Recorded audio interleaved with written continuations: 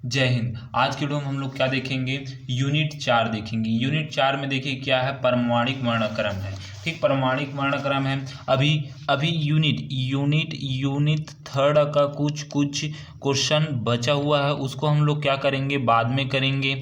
अभी हम लोग क्या शुरू कर रहे हैं, क्योंकि यूनिट 3 अभी क्या है, थोड़ा लंबा है, इस कारण आप लोगों को बोर लगने लगेगा। ठीक, आप लोगों को बोर लगे रहे, इसी कारण इसको हम लोग अभी नहीं कर रहे हैं। ठीक, हम सीधा क्या कर रहे हैं, यूनिट 4 हम लोग क्या कर रहे हैं, शुरू कर रहे हैं, जिसमें से हम लोग देखेंगे कि परमाणु के बारे में। तो सबसे पहले देख लेते हैं परमाणु किसे कहते हैं, उसको देख लेते हैं। जैसे कि छोटे छोटे आप देखना, चाक देखना, चाक यदि आप पढ़ रहे होंगे, विद्यार्थी होंगे तो चाक को देखे होंगे। ठीक, आपके प्रोफेसर आपको चाक से पढ़ाते होंगे, तो वो छोटे छोटे बूंदों में क्या हो जाता है, टूट जाता है। तो उसे ही बोला जाता है, छोटे छोटे बूंदों में टूट जाता है, इसे बोला जाता है परमाणु बोला जाता है। और ये छोटे बूंद और छोटे बूंद में और छोटे जी, इसको मतलब माइक्रो एकदम, जैसे कि ये टिप का बना रहा हूँ, इतना छोटा में और टूट जाता है, तो उसको बोला जाता है अणु बोला जाता है। ये टूटा है उसको क्या बोला जाता है, परमाणु बोला जाता है, परमाणु बोला जाता है। और इसके अंदर और रहता है, उसको क्या बोला जाता है, अणु बोला जाता है। और देखिए परमाणु के अंदर मतलब परमाणु इतना छोटा होता है कि आंखों से ये दिखाई नहीं देता। तो देखिए यहाँ पर देखिए क्या है, परमाणु के अंदर क्या होता है, इलेक्ट्रॉन होता है, प्रोटॉन होता है, न्यूट्रॉन होता है। ठीक, जैसे कि ये गोल है, तो इस गोल के अंदर में और इसको किससे, सूक्ष्मदर्शी की सहायता से देखा गया है, ऐसे करके।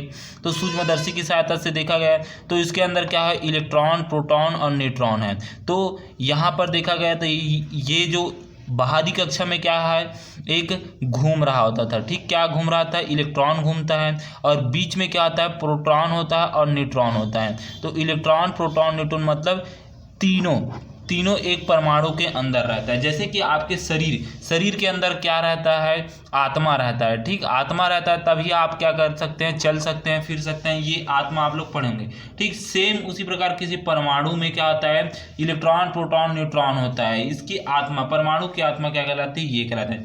जैसे कि ये पेन है, तो ये पेन कोई इलेक्ट्रॉन, प्रोटॉन, न्यूट्रॉन से बना हुआ है। तो जैसे कि हमारा ये हाथ है, ये भी इलेक्ट्रॉन, प्रोटॉन, न्यूट्रॉन से बना होगा। ठीक, जैसे कि हम इसको हाथों से रगड़ेंगे, तो ये क्या हो जाता है, घर्षण के कारण क्या होता है, गर्म होने लगता है। तो क्या होने लगता है, इलेक्ट्रॉन क्या होता है, गर्म होने लगता है। तो हम लोग आज के वीडियो में हम लोग क्या देखेंगे, H2 परमाणु के वर्णक्रम की बोर मॉडल द्वारा व्याख्यान। ठीक, मतलब एक H2 मतलब क्या है, हाइड्रोजन परमाणु में क्या कहता है, जब इस पर हम लोग क्या किया, अध्ययन किया, वैज्ञानिकों ने क्या किया, अध्ययन किया, वैज्ञानिक ने क्या किया, इस पर अध्ययन किया, तो ये निम्न प्रकार की रेखाएं प्राप्त की गई। मतलब जैसे कि आप इस पेज पर मान लीजिए मैंने यहाँ पर कुछ लिख दिया, ऐसे मैंने यहाँ पर लिख दिया, ऐसे मैं यहाँ पर लिख दिया हूँ, और इसको मैंने ऐसे तोप दिया।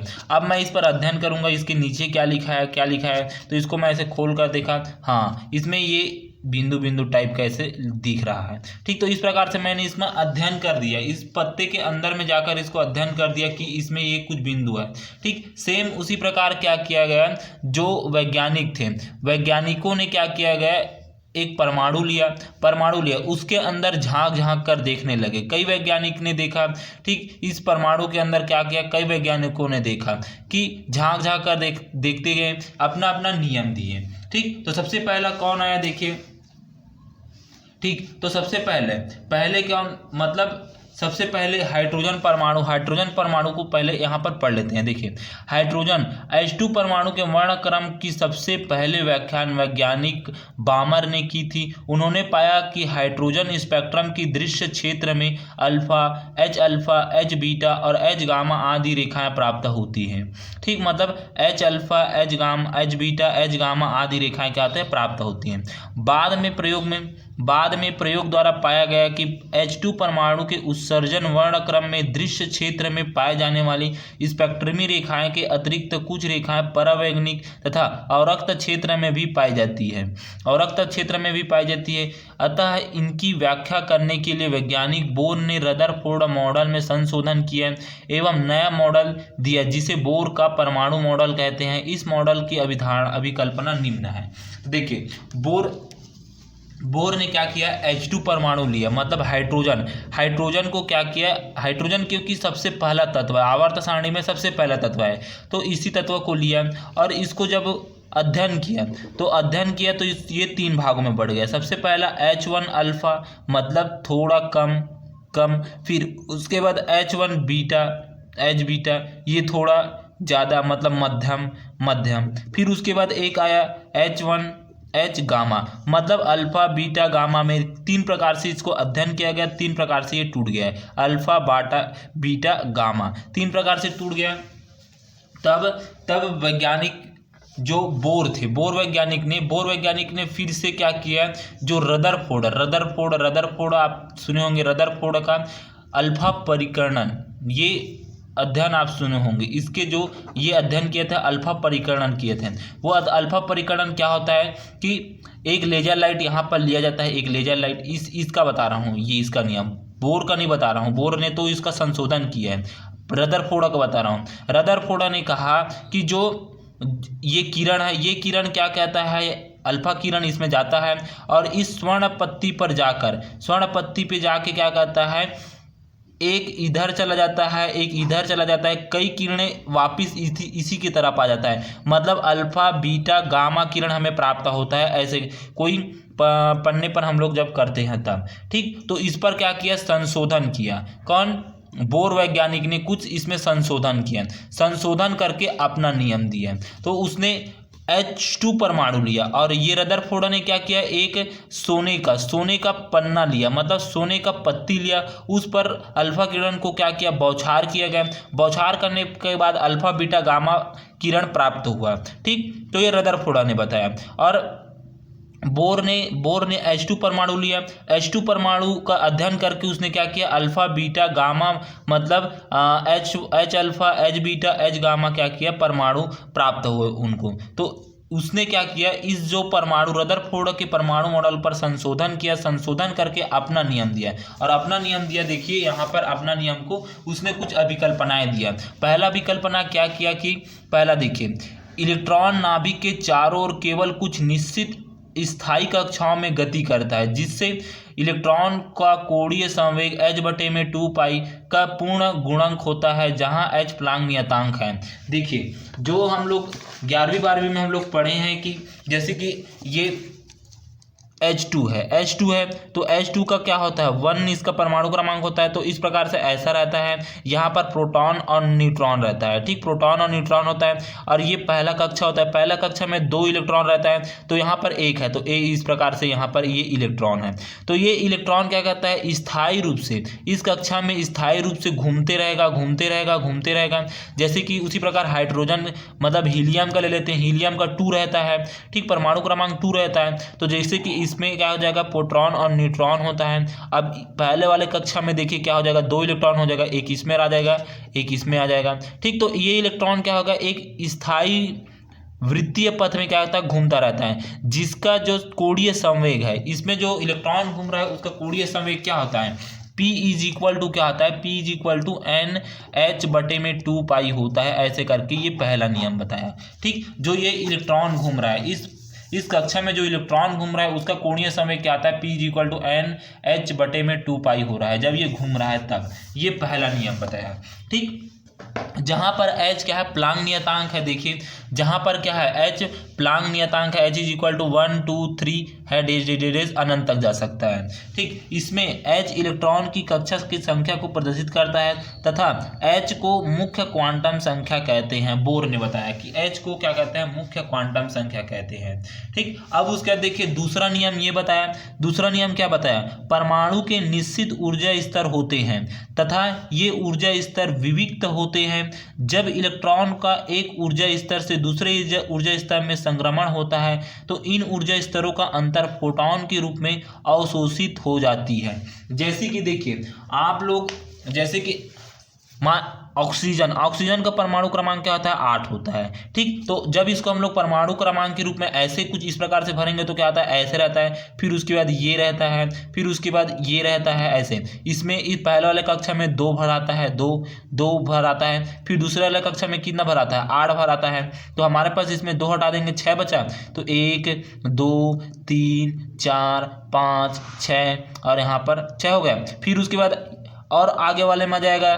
ठीक, ये भरा, इसमें दूसरे वाले कक्षा में 8 भर आता है। ठीक, पहले वाले कक्षा में 2 भर आता है, फिर उसके बाद 8 भर आता है, फिर उसके बाद क्या आता है 8 भर आता है, फिर उसके बाद क्या आता है 32 भर आता है। ठीक, जैसे कि ये अपने कक्षाओं में भरते हुए ऐसे इस प्रकार से भरते हुए ये चला जाता है। ठीक, तो सेम इसने बताया कि जो कक्षाओं में ये कक्षा है इसमें 2 इलेक्ट्रॉन ही बस आएंगे, मतलब इसकी ऊर्जा क्या हो गई 2 लेने की ऊर्जा हो गई, इससे ज़्यादा ये अधिक नहीं ले सकता। पहला वाला कक्षा में, दूसरे वाला कक्षा में सिर्फ 8 ले सकता है, इससे ज़्यादा ये दूसरा वाला कक्षा नहीं ले सकता।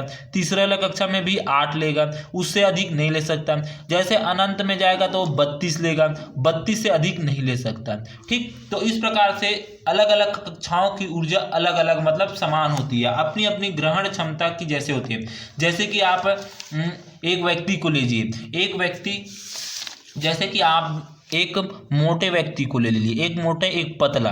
ठीक, पतला पतला पतला पतला मोटा व्यक्ति मान लीजिए 5 किलो सेब खाता है, और पतला आदमी 1 किलो क्या खाता है सेब खाता है। तो देखिए इसकी जो ग्रहण करने की क्षमता देखिए अलग है, इसके हिसाब से मोटा है तो ज़्यादा खाएगा और पतला है तो 1 किलो ही खाएगा। तो सेम उसी प्रकार से इसने बताया बोर ने कि परमाणु में निश्चित ऊर्जा स्तर होते हैं, अपनी अपनी कक्षाओं की निश्चित ऊर्जा होती है। यहाँ पर पहले वाले में 2 ग्रहण करने की ऊर्जा ग्रहण कर सकता है, दूसरे वाले में ज़्यादा कर सकता है, तीसरे वाले में और ज़्यादा कर सकते हैं। अपनी एक निश्चित ऊर्जा स्तर होती है तथा ये ऊर्जा स्तर विविक्त होते हैं। जब इलेक्ट्रॉन का एक ऊर्जा स्तर से दूसरे ऊर्जा स्तर में संक्रमण होता है तो इन ऊर्जा स्तरों का अंतर फोटॉन के रूप में अवशोषित हो जाती है। En En माइनस में Ep H में होती है। जब जो यहाँ से इलेक्ट्रॉन है एक ऊर्जा स्तर से इसमें चला जाता है तो इसमें क्या आता है ऊर्जा का अवशोषण हो जाता है बोला। ठीक, जिसकी कुछ इस प्रकार से सूत्र होता है En माइनस में Ep H में। समीकरण 2 दे देंगे, जहां H प्लांक नियतांक है, म्यू फोटॉन की आवृत्ति है, En तथा Ep क्रमशः n वे तथा p वे ऊर्जा स्तर के संगत ऊर्जा है। ठीक, ऊर्जा है। चौथा देखिए, चौथा क्या बताया है, चौथा उसने कहा नाभिक के चारों ओर इलेक्ट्रॉन की गति के लिए आवश्यक अभिकेंद्रीय बल इलेक्ट्रॉन पर नाभिक के कारण लगने वाले विद्युत आकर्षण बल से प्राप्त होता है। जैसे कि ये जो इलेक्ट्रॉन है प्रोटॉन प्लस न्यूट्रॉन, ये क्या है नाभिक है और यहाँ पर जो इलेक्ट्रॉन घूम रहा है ये इलेक्ट्रॉन इस पर घूम रहा है, तो किसके कारण घूम रहा है, इस नाभिक के कारण घूम रहा है, क्योंकि नाभिक इसको क्या कर रहा है अपनी तरफ खींचने की कोशिश कर रहा है और ये इलेक्ट्रॉन है और ये क्या है जो प्रोटॉन है वो प्लस है। तो प्लस, कभी आप चुंबक को प्लस और माइनस की ओर क्या करना है चिपका कर देखना, तो वो कभी भी चिपकेगा नहीं। यदि आप क्या करेंगे आप चुंबक को प्लस से चिपकाएंगे तो कभी चिपकेगा नहीं। ठीक, उसी प्रकार से यहाँ पर प्लस है और माइनस है, तो ये प्लस अपनी तरफ खींचने की कोशिश करता है, इलेक्ट्रॉन में नहीं आऊँगा, मैं अभी ऋण दाता हूँ नहीं आऊँगा ये भी बोलता है। तो ये अपने चक्कर में ऐसे घूमते रहता है जब तक कि इसकी ऊर्जा समाप्त ना हो तब तक से ये घूमते रहेगा। ठीक, तो उसने बताया कि नाभिक के चारों ओर इलेक्ट्रॉन की गति के लिए आवश्यक अभिकेंद्रीय बल इलेक्ट्रॉन पर नाभिक के कारण लगता है। जो अभिकेंद्रीय बल है वो नाभिक के कारण इस इलेक्ट्रॉन पर लगता है। ठीक, के कारण लगने वाला विद्युत आकर्षण बल प्राप्त होता है, अर्थात इसकी ऊर्जा क्या होगा mv²/r। ये क्या है अभिकेंद्रीय बल है। ठीक, अभिकेंद्रीय बल है E=E²/में 4πε0r² होता है। समीकरण इसको 3 दे देंगे। इस प्रकार से जो ये घूम रहा है ये इस प्रकार से अभिकेंद्रीय बल से इस प्रकार से ऐसे घूम रहा है, इस तरफ से ऐसे घूम रहा है इस पे, तो इसका बल क्या आएगा mv²/में r इसमें क्या कर रहा है बल लग रहा है E=E²/में 4πε0r² इस पर क्या लग रहा है आकर्षण लग रहा है। ठीक, तो इस प्रकार से यहाँ पर हो गए। अब आगे देखते हैं, देखिए यहाँ तक तो आपको समझ आगे हो गए। अब देखिए इसके आगे देखते हैं, आगे देखिए क्या होगा यहाँ पर देखिए। और देखिए यहाँ पर समीकरण एक देखिए क्या दिए थे हम लोग, P is equal to n h बटे में 2 पाई करके हम लोग यहाँ पर लिए थे, समीकरण एक लिए थे। ठीक, और ये समीकरण 2 मिला था। तो देखिए यहाँ पर जब हम लोग करते हैं तब देखिए यहाँ पर देखिए समीकरण एक से देखिए P is equal to n h बटे में 2 पाई मिला था, लेकिन कोणीय संवेग क्या होता है, P is equal to m v r होता है। क्या होता है कोणीय संवेग, आपको याद रखना P is equal to m v r जुड़ जाता है। अब देखिए यहाँ से देखिए P और P दोनों बराबर दिख रहा है, तो दोनों को हम लोग लेफ्ट हैंड साइड बराबर है तो राइट हैंड साइड भी बराबर हो जाएगा, तो m v r is equal to n h बटे में 2 पाई हो जाएगा। अब यहाँ से देखिए V का मान हम लोग निकालेंगे तो V इज इक्वल टू क्या हो जाएगा, एन एच बटे में क्या हो जाएगा 2 पाई एम आर हो जाएगा। क्या हो जाएगा 2 पाई एम आर हो जाएगा। समीकरण इसको 4 दे देंगे। अब देखिए समीकरण 3 हम लोग क्या लिए थे, देखिए एम वी स्क्वायर बटे में r is equal to E square बटे में 4 पाई एप्सिलॉन 0 आर का स्क्वायर हो जाएगा। देखिए आर से आर कट जाएगा, क्या देखिए आर से आर कट गया। अब यहाँ पर देखिए आर से आर कट गया तो यहाँ से V का मान फिर से यहाँ पर हम लोग निकाल लेते हैं। देखिए V का मान निकालेंगे तो V square is equal to E का स्क्वायर बटे में 4 पाई एप्सिलॉन 0 आर, और ये M इस तरफ पक्ष अंदर हो गया तो M इस प्रकार से हो जाएगा। ठीक, अब देखिए समीकरण 4 से V का मान रखने पर देखिए समीकरण 4 में देखिए क्या है, V का मान कुछ इस प्रकार से दिया है तो इसका मान हम लोग यहाँ पर रखेंगे। देखिए जब मान को रखते हैं तो इस प्रकार से हो जाएगा एन एच बटे में 2 पाई एम आर का whole square is equal to E का स्क्वायर बटे में 4 पाई एप्सिलॉन 0 आर एम हो जाएगा। ठीक, आर एम हो जाएगा। अब देखिए इस वर्ग को अंदर गुणा करते हैं तो एन का स्क्वायर एच का स्क्वायर बटे में 4 pi square M square are का स्क्वायर हो जाएगा। तो देखिए यहाँ पर जब हम लोग करेंगे तो अंदर में गुणा तो इस प्रकार से हो जाएगा H square N square H square बटे में 4 pi square M square are का square is equal to E square बटे में 4 पाई एप्सिलॉन 0 आर एम हो जाएगा।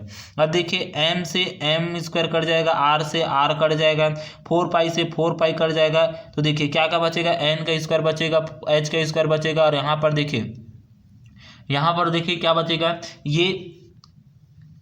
ठीक, ये हमारे पास क्या बचेगा 4 पाई का, मतलब यहाँ पर देखिए क्या बच रहा है, यहाँ पर 4 n का स्क्वायर h का स्क्वायर बटे में देखिए यहाँ पर 4 पाई का स्क्वायर और m r is equal to, अभी इसको नहीं काटे हैं ना, एम को मतलब पाई को नहीं काटे हैं, अभी 4 पाई को नहीं काटे हैं, तो is equal to E square बटे में 4 पाई एप्सिलॉन 0 हो गया।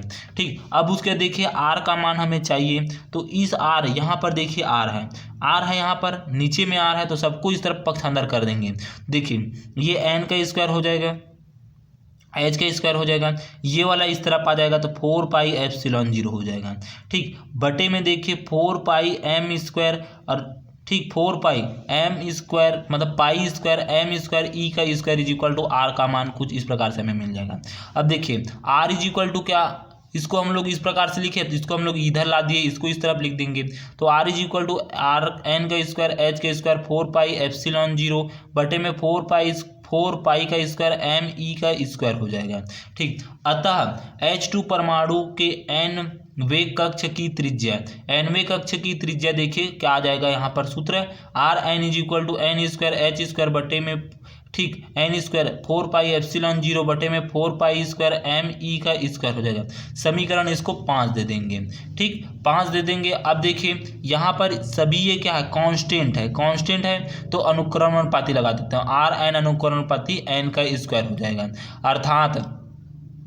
अर्थात जैसे 2n का मान बढ़ता है वैसे ही 2rn का मान भी बढ़ता जाएगा। ठीक, तो इस प्रकार से आपको यहाँ तक बनाना है आर एन अनुकरणपति एन का स्क्वायर करके। ठीक, यहाँ तक कि बोर ने 3 प्रकार से हमें बताया। ठीक, बोर वैज्ञानिक ने क्या किया, एक सिंपल से यहाँ पर और समझ लेते हैं। देखिए जैसे कि H2 हाइड्रोजन है, इसको जब क्या किया गया, इस पर प्रकाश का किरण डाला गया, तो प्रकाश का किरण डाला गया तो निम्न प्रकार की इसमें क्या किया, वो उत्सर्जन मतलब वर्णक्रम मतलब क्या कह सकते हैं, किरण इस पर डाला गया तो निम्न किरण हमें प्राप्त हुआ। ठीक, जिसको क्या किया गया, लाइमन है, बामर है, ठीक लाइमन है, बामर है, पासन है, ठीक पासन है, ब्रैकेट है, और फूड श्रेणी है। ठीक, जब जो बोर वैज्ञानिक थे, जब इस पर अध्ययन कर रहे थे तो इन सभी की खोज नहीं की थी, बस एक का खोज किया, बामर का, बस बामर, क्योंकि एक किरण इसको दिखाई दिया तो उसी का बस खोज किया। और वैज्ञानिक आते गए, जब इस पर अध्ययन किया गया तो लाइमन वैज्ञानिक आए, लाइमन ने खोज किया तो अपने नाम पर दे दिया। बामर वैज्ञानिक आए तो बामर ने अपने नाम पर दे दिया। पासन वैज्ञानिक आए, पासन ने खोजा इसी हाइड्रोजन पर खोज कर रहा था तो हाइड्रोजन के पर खोज किया तो उसने दे दिया। ब्रैकेट वैज्ञानिक आए, ब्रैकेट ने दिया, उस पर ये खोज कर दिए। ठीक, उसी प्रकार फूड वैज्ञानिक आए, फूड ने भी अपना नियम दिया और अपने नाम पर ये वर्णक्रम रख दिया। ठीक, तो इस वर्णक्रम को H2 के हाइड्रोजन के जो वर्णक्रम मिला है, लाइमन है, बामर है, पासन है, ठीक, पासन है, ब्रैकेट है और फूट है। ठीक, फूट है, तो इन सभी को क्या किया गया, इन सभी को हम लोग देखेंगे। ठीक, आने वाले वीडियो में। ठीक, धन्यवाद। आपको यहाँ तक समझ आ गया होगा। धन्यवाद।